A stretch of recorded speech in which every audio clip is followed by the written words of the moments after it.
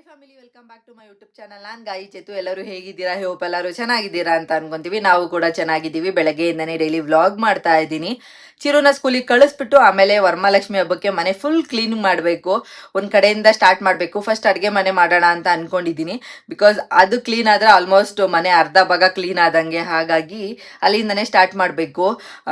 ಬುಜ್ಜಿನ ಇಟ್ಕೊಂಡು ಗೊತ್ತಿಲ್ಲ ಹೇಗೆ ಮಾಡ್ತೀನಿ ಅಂತ. ಸೊ ಅವನು ಜೊತೆಗೆ ಸೇರಿಸ್ಕೊಳ್ಳೋಣ ಅಂತ ಅನ್ಕೊಂಡಿದ್ದೀನಿ. ಫಸ್ಟು ಚಿರುನ ಸ್ಕೂಲಿಗೆ ಕಳಿಸ್ಬಿಡೋಣ. ತುಂಬ ಟೈಮ್ ಕಮ್ಮಿ ಇದೆ, ಇನ್ನೊಂದು 10 ದಿನನೂ ಇಲ್ಲ ಹಬ್ಬಕ್ಕೆ. ಸೊ ಎಲ್ಲ ಕ್ಲೀನ್ ಮಾಡೋಷ್ಟರಲ್ಲಿ ನನಗೆ ಸಾಕಾಗಿ ಹೋಗುತ್ತೆ ಅಂತ ಅನಿಸುತ್ತೆ. ಫಸ್ಟ್ ಟೈಮ್ ಮಾಡ್ತಿರೋದಲ್ವಾ, ಸ್ವಲ್ಪ ನರ್ವಸ್ನೆಸ್ ಇದೆ. ನೋಡೋಣ ಇವತ್ತಿನ ವ್ಲಾಗ್ ಹೇಗೆ ಹೋಗುತ್ತೆ ಅಂತ. ಆ್ಯಂಡ್ ಯಾರೆಲ್ಲ ಇನ್ನೂ ನನ್ನ ಚಾನಲ್ನ ಸಬ್ಸ್ಕ್ರೈಬ್ ಆಗದೆ ನೋಡ್ತಾ ಇದ್ದೀರಾ, ಪ್ಲೀಸ್ ಸಬ್ಸ್ಕ್ರೈಬ್ ಆಗಿ ಆ್ಯಂಡ್ ಪಕ್ಕದಲ್ಲೇ ಕಾಣೋ ಬೆಲ್ಲೈಕನ್ನ ಕ್ಲಿಕ್ ಮಾಡಿ. ಆ್ಯಂಡ್ ಈ ವಿಡಿಯೋ ಇಷ್ಟ ಆದರೆ ಗೊತ್ತಲ್ಲ, ಲೈಕ್ ಶೇರ್ ಕಮೆಂಟ್ ಮಾಡೋದನ್ನ ಮರಿಬೇಡಿ. ನಿಮ್ಮ ಮನೇಲೆಲ್ಲ ಆಲ್ರೆಡಿ ಕ್ಲೀನಿಂಗ್ ಆಯಿತಾ ಅಂತ ಹೇಳ್ಬಿಟ್ಟು ನನಗೆ ಕಮೆಂಟ್ ಮಾಡಿ. ಫಸ್ಟು ಇವಾಗ ಬೆಳಗ್ಗೆನೇ ಎದ್ದು ಚಿರು ಲಂಚ್ ಬಾಕ್ಸಿಗೆಲ್ಲ ಪ್ರಿಪೇರ್ ಮಾಡಿದೆ. ಇವತ್ತು ಮೆನ್ಯೂ ಪ್ರಕಾರ ಫ್ರೂಟ್ಸ್ ಇತ್ತು. ಸೊ ಹಾಗಾಗಿ ಸ್ವಲ್ಪ ಫ್ರೂಟ್ಸ್ನೆಲ್ಲ ಸಲಾಡ್ ಥರ ಮಾಡಿಬಿಟ್ಟು ಎಲ್ಲ ಮಿಕ್ಸ್ ಮಾಡಿ ಕಟ್ ಮಾಡಿ ಅವರಿಗೆ ಲಂಚ್ ಬಾಕ್ಸಿಗೆ ಹಾಕಿ, ಬೆಳಗ್ಗೆ ಬ್ರೇಕ್ಫಾಸ್ಟಿಗೆ ರೈಸು ಸಾಂಬಾರಿತ್ತು, ಅದನ್ನೇ ತಿನ್ಕೊಳ್ಳೋಣ ಅಂತ ಹೇಳ್ಬಿಟ್ಟು ಅವನಿಗೂ ಕೂಡ ಅದನ್ನೇ ಕೊಟ್ಟೆ. ಪಾಪ ತಿನ್ಕೊಂಡು ಅವರು ಕೂಡ ರೆಡಿಯಾಗಿ ಅವ್ರ ಅಪ್ಪನ ಜೊತೆ ಹೊರಟರು. ನಮ್ಮ ಹಸ್ಬೆಂಡು ಅವ್ರನ್ನ ಬಿಟ್ಬಿಟ್ಟು ಹಾಗೆ ನನಗೆ ಸ್ವಲ್ಪ ಕೆಲಸ ಇದೆ, ಅದನ್ನು ಮುಗಿಸ್ಕೊಂಡು ಬರ್ತೀನಿ ಅಂತ ಹೇಳಿದ್ರು. ಸರಿ ಅಂತ ಹೇಳಿ ಅವ್ರನ್ನ ಆ ಕಡೆ ಕಳಿಸಿ ನಾನು ಕೂಡ ಇವಾಗ ಮನೆ ಕ್ಲೀನಿಂಗಿಗೆ ಸ್ಟಾರ್ಟ್ ಮಾಡಿದೆ. ಇನ್ನೊಂದು ವೀಕ್ ಇದೆ. ಸ್ವಲ್ಪ ಲೇಟ್ ಆಯಿತು ಈ ಸಲ. ನಾನು ಅಂದರೆ ಫಸ್ಟ್ ಟೈಮ್ ಮಾಡ್ತಾ ಇರೋದಲ್ಲ, ಮಾಡೋಣ ಅನ್ಕೊಂಡು ಲೇಟ್ ಆಗೋಯ್ತು. ಫಸ್ಟು ಇಲ್ಲಿ ನಾನು ಅಡುಗೆ ಮನೆಯಿಂದ ರೆಡಿ ಮಾಡ್ತಾ ಇದ್ದೀನಿ. ಫಸ್ಟು ಅಡುಗೆ ಮನೇಲಿ ಏನೇನಿದೆಯೋ ಅದನ್ನೆಲ್ಲ ಈ ಥರ ಅಂದರೆ ಐಟಮ್ಸ್ ಎಲ್ಲ ಬರುತ್ತಲ್ಲ, ರೇಷನ್ ಐಟಮ್ಸ್ನೆಲ್ಲ ನಾನು ಈ ಥರದ್ದೊಂದು ಕವರ್ಗೆಲ್ಲ ಹಾಕ್ಬಿಟ್ಟು ಅದು ಏನು ಡಬ್ಬಗಳಿದೆ ಅದನ್ನೆಲ್ಲ ವಾಶ್ ಮಾಡ್ಕೊಂಬಿಡೋಣ ಅಂತ ಹೇಳಿಬಿಟ್ಟು ತೆಗಿತಾ ಇದ್ದೀನಿ. ಈ ಕವರ್ಗಳನ್ನ ಹುಡ್ಕೋದ್ರಲ್ಲೇ ಸಾಕಾಗೋಯ್ತು. ಬಟ್ ಆಲ್ರೆಡಿ ನಾನು ತುಂಬ ಕವರ್ಗಳನ್ನ ಇಟ್ಕೊಂಡಿರ್ತೀನಿ, ಎಮರ್ಜೆನ್ಸಿಗೆ ಏನಕ್ಕಾದ್ರೂ ಬೇಕಾಗತ್ತೆ ಅಂತ. ಸೊ ಅದು ಈ ಥರ ಹೆಲ್ಪ್ ಆಯಿತು ನನಗೆ. ಎಲ್ಲನೂ ತೆಗೆದು ಒಂದೊಂದೇ ತೆಗಿತಾ ಇದ್ದೆ. ಇದನ್ನು ತುಂಬ ಜನ ಕೇಳಿದ್ರು, ನಾನು ಯಾವ ಥರ ನೀವು ಹಾಕಿದ್ದೀರಾ ಟೈಲ್ಸಿಗೆ ಅಂತ. ಜಸ್ಟ್ ನಾನು ಮೊಳೆ ಹೊಡೆದ್ಬಿಟ್ಟು ಹಾಕಿದ್ದೀನಿ ಅಷ್ಟೇ. ತುಂಬ ಚೆನ್ನಾಗಿದೆ. ನಾವು ಈ ಮನೆಗೆ ಬಂದಾಗ ತೊಗೊಂಡಿದ್ದು, ಅದು ಆಲ್ಮೋಸ್ಟ್ ಒಂದು 3 ಇಯರ್ಸ್ ಆಗಿದೆ. ಇವತ್ತಿನವರೆಗೂ ಏನೂ ಆಗಿಲ್ಲ. ವುಡ್ ಕ್ವಾಲಿಟಿ ಕೂಡ ಅಷ್ಟೇ ತುಂಬ ಚೆನ್ನಾಗಿದೆ. ಸೊ ನಾನು ಆಲ್ಮೋಸ್ಟ್ ಒಂದು 10-15 ಸಲ ವಾಶ್ ಮಾಡಿಬಿಟ್ಟಿದ್ದೀನಿ. ನಾನು ಯಾವುದೇ ರೀತಿ ಏನೂ ಪ್ರಾಬ್ಲಮ್ ಆಗಿಲ್ಲ. ಅದಾದಮೇಲೆ ಎಲ್ಲ ಐಟಮು ತೆಗಿತಾ ಇದ್ದೀನಿ. ಈ ಚಿಕ್ಕ ಐಟಮ್ಗಳದೇ ದೊಡ್ಡ ಪ್ರಾಬ್ಲಮ್ಮು. ದೊಡ್ಡದಾದರೆ ಹೇಗೋ ಕ್ಲೀನ್ ಮಾಡಿಬಿಡ್ಬೋದು. ಬಟ್ ಆ ಚಿಕ್ಕ ಐಟಮ್ನ ಅದನ್ನು ಟ್ರಾನ್ಸ್ಫರ್ ಮಾಡಿ ಅದನ್ನು ಕ್ಲೀನ್ ಮಾಡೋದಿದೆಯಲ್ಲ, ಅದೇ ದೊಡ್ಡ ಕಷ್ಟ ನನಗೆ. ಆ್ಯಂಡ್ ಇಲ್ಲಿ ಸ್ಪೈಸಸ್ ಬಾಕ್ಸ್ ಎಲ್ಲ ಇರುತ್ತಲ್ಲ, ಅದನ್ನು ಕೂಡ ಟ್ರಾನ್ಸ್ಫರ್ ಮಾಡಿಬಿಟ್ಟು ಎಲ್ಲ ರಿಮೂವ್ ಮಾಡಿಬಿಟ್ಟು ವಾಶ್ ಮಾಡೋಣ ಅಂತ ಹೇಳಿಬಿಟ್ಟು. ಆ್ಯಂಡ್ ಏನೇನು ಸ್ಪೈಸಸ್ ಇದೆಯಲ್ಲ ಅದರಿಂದ ತೆಗಿಯೋದೇ ಕಷ್ಟ ಆಗ್ತಾಯಿತ್ತು. ಹೇಗೋ ಸ್ವಲ್ಪ ಗ್ಲಾಸಸ್ ಎಲ್ಲ ಇತ್ತು, ಅದರೊಳಗಡೆ ಎಲ್ಲ ಫಿಲ್ ಮಾಡಿಬಿಟ್ಟು ಎತ್ತಿ ಇಡ್ತಾ ಇದ್ದೆ. ಅದೆಲ್ಲ ಆದಮೇಲೆ ತೊಗೊಂಡೋಗಿ ಹೊರಗಡೆ ನಮ್ಮ ಮನೆ ಮುಂದೆನೇ ನೆಲ್ಲಿ ಇದೆ, ಸೊ ಅಲ್ಲೇ ಎಲ್ಲ ವಾಶ್ ಮಾಡ್ಕೋಬೋದು ಅಂದ್ಬಿಟ್ಟು ಎಲ್ಲ ಅಲ್ಲಿ ಹಾಕ್ಬಿಟ್ಟು ಸ್ವಲ್ಪ ನೀರೆಲ್ಲ ಹಾಕಿ ಬಿಟ್ಬಿಟ್ಟು ಬಂದಿದ್ದೆ. ಬಿಕಾಸ್ ಚೆನ್ನಾಗಿ ನೆನ್ಕೊಳ್ಳುತ್ತೆ. ಆ್ಯಂಡು ಒಂದು ಸಿಂಕ್ ತುಂಬ ಪಾತ್ರೆ ಇತ್ತು, ಅದನ್ನು ಯಾವಾಗ ವಾಶ್ ಮಾಡೋದು ಅಂತ ಕೂಡ ಯೋಚನೆ ಮಾಡ್ತಾ ಇದ್ದೆ. ಫಸ್ಟು ಈ ಕೆಲಸ ಆಗಿಬಿಟ್ರೆ ರಿಮೈನಿಂಗ್ ಎಲ್ಲ ಆಮೇಲೆ ಮಾಡ್ಕೊಳ್ಳೋಣ ಅಂತ ಹೇಳಿಬಿಟ್ಟು. ನೋಡ್ತಾ ಇರ್ಬೋದು ಎಷ್ಟು ಅರೇಂಜ್ ಮಾಡಿ ಇಟ್ಟಿದ್ದೀನಿ. ಇಲ್ಲಿ ಶೆಲ್ಫ್ ಫುಲ್ಲು ಬರೀ ಐಟಮ್ಗಳೇ ಕಾಣಿಸ್ತಾ ಇತ್ತು. ಆ್ಯಂಡ್ ಎಲ್ಲನೂ ಕಿಚನಲ್ಲಿ ಏನೇನಿದೆಯೋ ಎಲ್ಲನೂ ತೆಗೆದ್ಬಿಟ್ಟೆ ನಾನು. ಎಲ್ಲನೂ ತೆಗೆದು ಅದನ್ನೊಂದ್ಸಲಿ ಕ್ಲೀನಾಗಿ ವಾಶ್ ಮಾಡ್ಕೊಳ್ಳೋಣ ಅಂತ ಹೇಳಿಬಿಟ್ಟು ಫಸ್ಟು ಡಬ್ಬಗಳನ್ನೆಲ್ಲ ವಾಶ್ ಮಾಡಿಬಿಟ್ಟು ಒಣಗಕ್ಕೆ ಇಟ್ಬಿಟ್ರೆ ಅದು ಒಣ್ಕೊತಾ ಇರುತ್ತೆ. ಅದಾದಮೇಲೆ ನಾವು ಬೇಕಾದ್ರೆ ಒಳಗಡೆ ಹೋಗಿ ಕ್ಲೀನ್ ಮಾಡ್ಕೋಬೋದು. ಆ್ಯಂಡ್ ಈ ಮಕ್ಳನ್ನ ಇಟ್ಕೊಂಡು ಈ ಕೆಲಸ ಮಾಡೋದಿದೆಯಲ್ಲ, ಯಪ್ಪ ಅನಿಸುತ್ತೆ. ಅದಕ್ಕೆ ನಾನೇನು ಮಾಡಿದೆ, ಅವ್ರನ್ನೂ ಕೂಡ ನನ್ನ ಜೊತೆಗೆ ಸೇರಿಸ್ಕೊಂಡೆ. ಹೇಗಿದ್ರು ಚಿರು ಸ್ಕೂಲ್ಗೆ ಹೋಗಿದ್ನಾ, ಬುಜ್ಜಿ ಬೇಬಿ ಒಬ್ಬನೇ ಇದ್ದಿದ್ದು. ಅವನಿಗೂ ಒಂದು ಚೇರ್ ಕೊಟ್ಬಿಟ್ಟು ಕೂಡಿಸ್ಬಿಟ್ಟು ಅದನ್ನು ಉಜ್ಜು ಇಲ್ಲಾಂದರೆ ಅದನ್ನು ತೊಗೊಂಡೋಗಿ ಅಲ್ಲಿಡು ಅಂತೇಳಿ ಅವನ ಕೈಯಲ್ಲೂ ಕೆಲಸ ಮಾಡ್ತಾಯಿದ್ದೆ. ಪಾಪ ಅವರು ಕೂಡ ಆರಾಮಾಗಿ ನನ್ನ ಜೊತೆ ಕುತ್ಕೊಂಡು ಕೆಲಸ ಮಾಡ್ತಾಯಿದ್ರು. ಅದೊಂದು ಖುಷಿ. ನಾನು ಕೂಡ ವಾಶ್ ಮಾಡಿ ಅಲ್ಲಿ ಒಂದು ಚಾಪೆ ಹಾಸ್ಬಿಟ್ಟು ಅದ್ರ ಮೇಲೆ ಎಲ್ಲ ಇಡ್ತಾಯಿದ್ದೆ. ಅಲ್ಲಿ ನೀರೆಲ್ಲ ಸೋರ್ಕೊಂಡು ಚೆನ್ನಾಗಿ ಒಣಗಿದ್ರೆ ಆಮೇಲೆ ನೀಟಾಗಿ ಎಲ್ಲ ಒರೆಸ್ಕೊಂಡು ನಾವು ಯೂಸ್ ಮಾಡ್ಕೋಬೋದು ಅಂತ ಹೇಳಿ ಇದನ್ನೆಲ್ಲ ಫುಲ್ ಕಿಚನ್ನೇ ನನಗೆ ಒಂದು ದಿನ ಆಗೋಯ್ತು. ನಾನು ಆಲ್ಮೋಸ್ಟ್ ಒಂದು ದಿನದಲ್ಲಿ ಫುಲ್ಲು ಮನೆಯೇ ಕ್ಲೀನ್ ಮಾಡೋಣ ಅಂತ ಅಂದ್ಕೊಂಡು ಸ್ಟಾರ್ಟ್ ಮಾಡಿದ್ದು. ಬಟ್ ಕಿಚನ್ ಕ್ಲೀನ್ ಮಾಡೋಕ್ಕೇ ನನಗೆ ಒಂದು ದಿನ ಪೂರ್ತಿ ಆಗೋಯ್ತು. ಫಸ್ಟ್ ಆಫಲ್ಲಿ ನಾನು ಇದು ಏನೇನು ಡಬ್ಬಗಳೆಲ್ಲ ಇರುತ್ತಲ್ಲ ಅದನ್ನೆಲ್ಲ ಕ್ಲೀನ್ ಮಾಡಿ ಉಜ್ಜಿ ಎಲ್ಲ ಒಣಗಾಕಿಟ್ಟೆ. ನೆಕ್ಸ್ಟು ಮತ್ತು ಶೆಲ್ಫ್ ಮೇಲೆ ಸ್ವಲ್ಪ ಪಾತ್ರೆಗಳೆಲ್ಲ ಇತ್ತು. ಯೂಶ್ವಲಿ ನಮ್ಮ ಮನೇಲೆಲ್ಲ ಜಾಸ್ತಿ ಎಕ್ಸ್ಟ್ರಾ ಪಾತ್ರೆಗಳೆಲ್ಲ ಏನೂ ಇರಲ್ಲ, ನಾನು ಏನು ಯೂಸ್ ಮಾಡ್ತೀನೋ ಅದಷ್ಟೇ. ಸೊ ಹಾಗಾಗಿ ಅಷ್ಟೊಂದು ನನಗೇನು ಕಷ್ಟ ಆಗಿಲ್ಲ. ಮೇಲ್ಗಡೆ ಒಂದು ಸ್ವಲ್ಪ ಒಂದು 4-5 ದೊಡ್ಡ ಪಾತ್ರೆಗಳಿದೆ ಅಷ್ಟೇ. ಯಾಕಂದರೆ ಯಾರಾದರೂ ಬಂದರೆ ಬೇಕಾಗತ್ತೆ ಅಂತ ಹೇಳ್ಬಿಟ್ಟು ಇಟ್ಕೊಂಡಿದ್ದೀನಿ. ಯಾಕಂದ್ರೆ ನಾವಿರೋದೇ 4 ಜನ. ಸೊ ನಮಗಾದರೆ ಚಿಕ್ಕ ಪಾತ್ರೆ ಸರಿ ಹೋಗುತ್ತೆ. ಹಾಗಾಗಿ ಇವಾಗ ಆಲ್ಮೋಸ್ಟ್ ಎಲ್ಲ ಡಬ್ಬಗಳನ್ನೂ ನೋಡಿ ಈ ಥರ ವಾಶ್ ಮಾಡಿ ಇಲ್ಲಿ ಒಣಗಾಕ್ಬಿಟ್ಟಿದ್ದೀನಿ. ಅದಾದಮೇಲೆ ಪಾತ್ರೆನೆಲ್ಲ ಇಳಿಸ್ಕೊಂಡೆ. ನಮ್ಮ ಹಸ್ಬೆಂಡ್ ಬರೋದು ಲೇಟ್ ಆಗುತ್ತೆ ಅಂದ್ಬಿಟ್ಟು ನಾನೇ ಆ ಕೆಲಸ ಮಾಡೋಕ್ಕೆ ಸ್ಟಾರ್ಟ್ ಮಾಡಿಬಿಟ್ಟೆ. ಅವ್ರು ಬರೋವರೆಗೂ ವೆಯ್ಟ್ ಮಾಡಿದ್ರೆ ಕಷ್ಟ ಆಗುತ್ತೆ ಅಂತ ಹೇಳ್ಬಿಟ್ಟು. ಅದಾದಮೇಲೆ ಎಲ್ಲನೂ ಇಳಿಸ್ಕೊಂಡು ಅದನ್ನು ಕೂಡ ಇಲ್ಲಿ ವಾಶ್ ಮಾಡೋಕ್ಕೆ ಸ್ಟಾರ್ಟ್ ಮಾಡಿದ್ದೀನಿ. ನೋಡಿ ಇಷ್ಟೇ ಎಕ್ಸ್ಟ್ರಾ ಪಾತ್ರೆ ಅಂತ ಇರೋದು. ಸೊ ಹಾಗಾಗಿ ನನಗೇನು ಅಷ್ಟೊಂದು ಕಷ್ಟ ಅಂತ ಅನಿಸಿಲ್ಲ. ನಾನು ಕೂಡ ಬೇಗ ಬೇಗ ಎಲ್ಲ ವಾಶ್ ಮಾಡಿಬಿಟ್ಟು ಅದನ್ನು ಕೂಡ ಒಣಗಾಕ್ತಾ ಇದ್ದೆ. ಮಧ್ಯದಲ್ಲಿ ಬುಜ್ಜಿ ಬೇಬಿ ಸ್ವಲ್ಪ ಅಳ್ತಾ ಇದ್ದ, ಅವನಿಗೂ ಹಿಂಸೆ ಆಗ್ತಾಯಿತ್ತು. ಹಾಗಾಗಿ ಊಟ ಎಲ್ಲ ಚೆನ್ನಾಗಿ ಮಾಡಿಸಿದ್ದೆ. ಮಲಗಿಸ್ಬಿಡೋಣ ಅಂತ ಹೇಳ್ಬಿಟ್ಟು ಅವ್ರನ್ನೂ ಕೂಡ ಮಲಗಿಸ್ಬಿಟ್ಟೆ ನಾನು. ಅವ್ರನ್ನ ಮಲಗಿದ ಮೇಲೆ ನನಗಂತೂ ಸ್ವಲ್ಪ ಫ್ರೀ ಅಂತ ಅನ್ನಿಸ್ತು. ಹಾಗಾಗಿ ಬೇಗ ಬೇಗ ಎಲ್ಲ ಕೆಲಸನೂ ಮಾಡ್ಕೊಂಬಿಡೋಣ ಅಂತ ಹೇಳ್ಬಿಟ್ಟು ಒಂದೇ ಉಸಿರಲ್ಲಿ ಎಲ್ಲ ಪಾತ್ರೆನೂ ತೊಳಿತಾ ಇದ್ದೆ.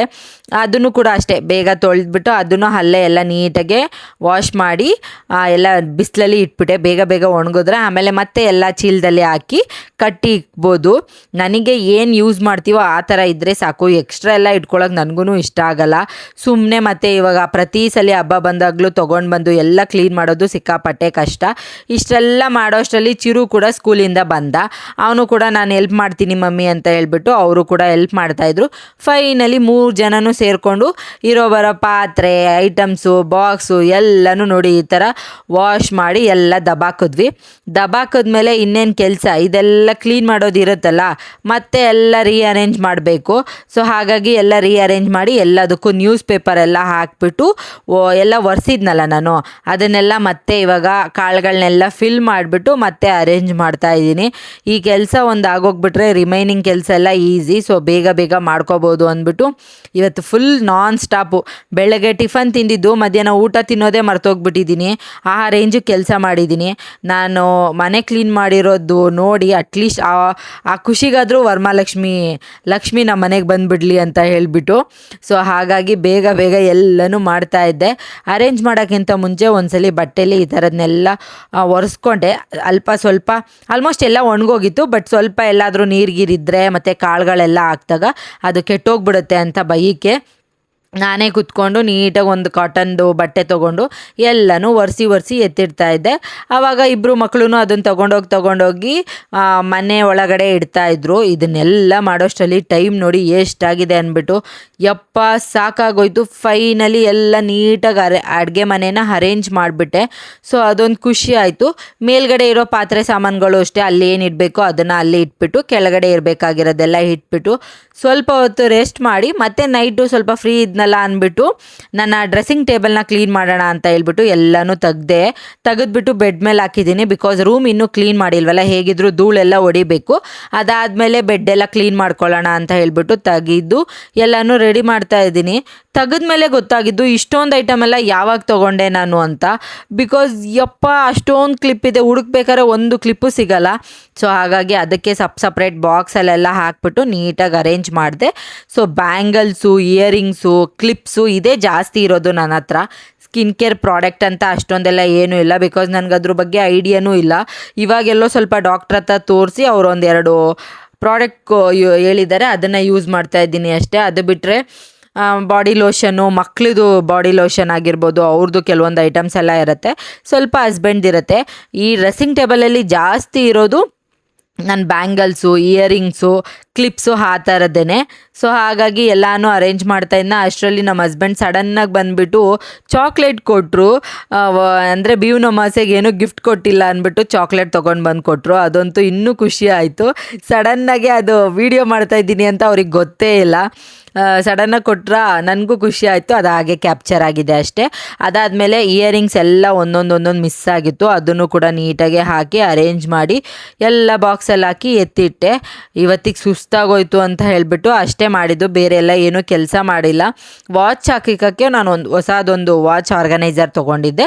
ಅದನ್ನು ಕೂಡ ಅದರಲ್ಲಿ ಹಾಕಿ ಎತ್ತಿಟ್ಬಿಟ್ಟು ನೋಡಿ ಇಷ್ಟು ನೀಟಾಗಿ ಅರೇಂಜ್ ಮಾಡಿದ್ದೀನಿ. ಇದೊಂದು 2 ದಿನ ಇರುತ್ತೆ ಅಷ್ಟೇ. ಅದಾದಮೇಲೆ ಮತ್ತೆ ಅದೇ ಥರ ಆಗಿರುತ್ತೆ. ಏನು ಮಾಡೋಕ್ಕಾಗಲ್ಲ, ಮಕ್ಕಳು ಎಲ್ಲರೂ ಕೈ ಹಾಕ್ತಾ ಇರ್ತೀವ. ಸೊ ಹಾಗಾಗಿ ಆವತ್ತಿನ ದಿನ ಅಷ್ಟೇ ಮಾಡಿದ್ದು. ಮತ್ತು ನೆಕ್ಸ್ಟ್ ಡೇ ಎದ್ದು ಮತ್ತೆ ರೂಮಿಂದನೇ ನಾನು ಕ್ಲೀನ್ ಮಾಡೋಕ್ಕೆ ಸ್ಟಾರ್ಟ್ ಮಾಡಿಕೊಂಡೆ.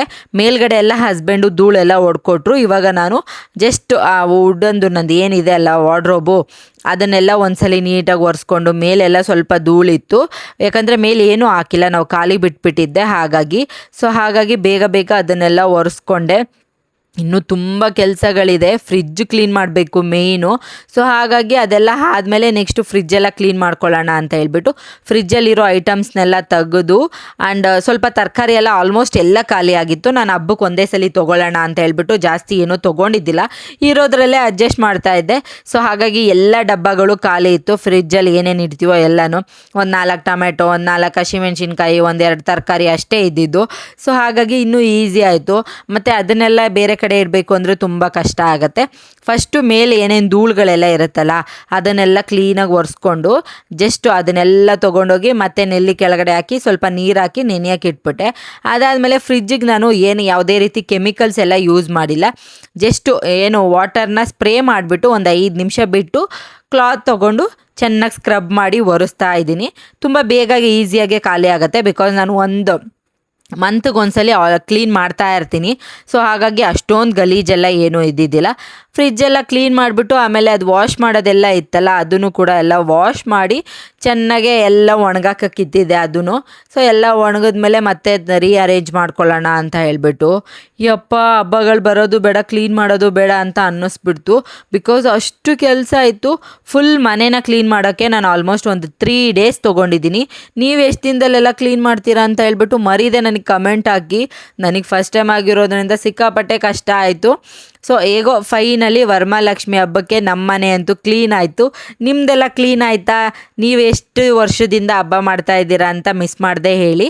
ನಾನು ಫ್ರಿಜ್ಜೆಲ್ಲ ಕ್ಲೀನ್ ಮಾಡೋ ಅಷ್ಟರಲ್ಲಿ ಹಸ್ಬೆಂಡ್ ಕೂಡ ಗೋಡೆ ಮೇಲೆ ಫೋಟೋಸು ಎಲ್ಲ ಇತ್ತಲ್ಲ ಫ್ರೇಮ್ಸ್ ಎಲ್ಲ ತೆಗೆದು ಅದನ್ನು ಕೂಡ ನೀಟಾಗಿ ಒರೆಸ್ಬಿಟ್ಟು ಮತ್ತೆ ರೀಅರೇಂಜ್ ಮಾಡ್ತಾಯಿದ್ರು. ಅವರು ಸ್ವಲ್ಪ ಹೆಲ್ಪ್ ಮಾಡಿದ್ದಕ್ಕೆ ಬೇಗ ಬೇಗ ಆಯಿತು. ಅಷ್ಟರಲ್ಲಿ ನಾನು ಕೂಡ ಕಿಟಕಿಗಳೆಲ್ಲ ಇರುತ್ತಲ್ಲ ಅದನ್ನು ಕೂಡ ಎಲ್ಲ ಕ್ಲೀನ್ ಮಾಡಿಕೊಂಡೆ.